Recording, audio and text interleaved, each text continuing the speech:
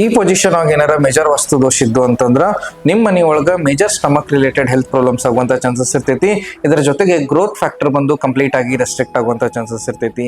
ಈ ರೀತಿ ಕಂಟೆಂಟ್ ನಿಮ್ಗೆ ಏನಾದ್ರು ಬೇಕಾಗಿದ್ರ ನಮ್ಮ ಪೇಜ್ ನ ಲೈಕ್ ಮಾಡ್ರಿ, ಶೇರ್ ಮಾಡ್ರಿ. ಇವತ್ತಿನ ವಿಡಿಯೋದೊಳಗ ಬ್ರಹ್ಮಸ್ಥಾನದ ಬಗ್ಗೆ ಮಾತಾಡತ್ತೀನಿ. ವಾಸ್ತುದೊಳಗೊಂದು ಬಹಳ ದಿ ಮೋಸ್ಟ್ ಇಂಪಾರ್ಟೆಂಟ್ ಪಾಯಿಂಟ್ ಇದೈತಿ.